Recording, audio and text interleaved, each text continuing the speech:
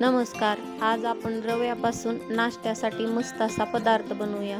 सर्वप्रथम स्वाद आपुलकीचं या चॅनलवर आपलं मनापासून स्वागत. आपण इथे 1 वाटी बारीक रवा व अर्धी वाटी दही घेतलेले आहे. सोबत घेतले बारीक चिरलेला कांदा, टोमॅटो, कोथिंबीर व शिमला मिरची. सर्वप्रथम एका बाउलमध्ये आपण घेतलेला 1 वाटी रवा व अर्धी वाटी दही व्यवस्थित असे मिक्स करून घ्यायचे आहे. मुलांच्या डब्यासाठी किंवा सायंकाळच्या नाश्त्यासाठी हे डोसे पटकन तयार होतात. रव्यामध्ये दही मिक्स केल्यानंतर थोडे थोडे पाणी टाकून आपण याला परत एकदा मिक्स करून घेऊया. कोणत्याही प्रकारची पूर्वतयारी न करता आपण हे रव्याचे डोसे करू शकतो.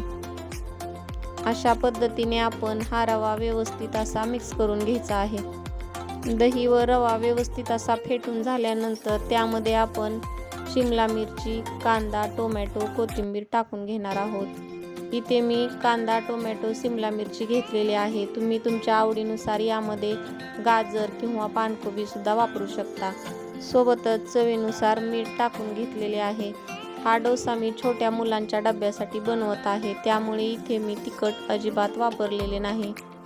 त्याचबरोबर हातावर थोडा क्रश करून ओवा व जिरे टाकून घेतलेले आहेत. घरातील मोठ्या व्यक्तींना हा नाश्ता बनवताना तुम्ही हिरवी मिरची व लसूणची पेस्ट यामध्ये टाकू शकता. तयार केलेले मिश्रण आपण रवा भिजवण्यासाठी 10 ते 15 मिनिट झाकून ठेवणार आहोत. अशा छान छान व साध्या सोप्या रेसिपी पाहण्यासाठी स्वाद आपुलकीच्या चॅनलला नक्की सबस्क्राईब करा. व्हिडिओ आवडला तर नक्की लाईक व शेअर देखील करा. 15 ते 20 मिनिटांनंतर हे मिश्रण व्यवस्थित असे भिजून तयार झालेले आहे. या मिश्रणापासून आपण आता छोटे छोटे डोसे तयार करून घेऊयात. सर्वप्रथम गरम तव्यावरती 1 चमचा तूप टाकून पूर्ण तव्याला हे तूप आपण पसरून घेऊ. शक्यतो हे डोसे बनवताना आपण इथे नॉनस्टिकचा तवा वापरायचा आहे. तवा व्यवस्थित कडकडीत गरम झाल्यानंतर छोट्या छोट्या आकाराचे इथे मी डोसे तयार करून घेतलेले आहेत. शक्यतो लहान मुलांना छोट्या छोट्या गोष्टी फार आवडतात, त्यामुळे छोट्या आकाराचा इथे मी डोसा सोडून घेतलेला आहे. तव्यावरती डोसा सोडल्यानंतर वरून 1 चमचा तूप टाकून घेतले व नंतर वरून थोडा पाण्याचा शिंतोडा देऊन घ्यायचा आहे.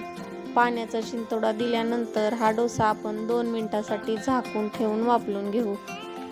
2 मिनिटांनंतर आपण तव्यावरती झाकण काढून घेऊयात. हा रव्याचा डोसा आपण दोन्ही बाजूनी भाजून घेणार आहोत, त्यामुळे दुसरी बाजू देखील आपण भाजून घेऊयात. अगदी 10 ते 15 मिनिटांमध्ये डोसे व्यवस्थित असे आपले तयार होतात. इथे दाखवलेल्याप्रमाणे हे डोसे आपण दोन्ही बाजूनी भाजून घेऊयात. हे डोसे तुम्ही नारळाच्या चटणीसोबत किंवा सॉससोबत देखील खाऊ शकता. घरातील छोट्या मुलांपासून मोठ्या व्यक्तीपर्यंत सर्वांना आवडेल असा हा नाश्ता आहे.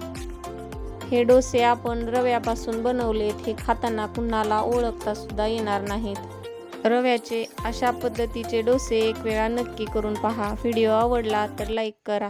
पुन्हा भेटू अशाच एखाद्या छानशा रेसिपीसोबत. तोपर्यंत धन्यवाद.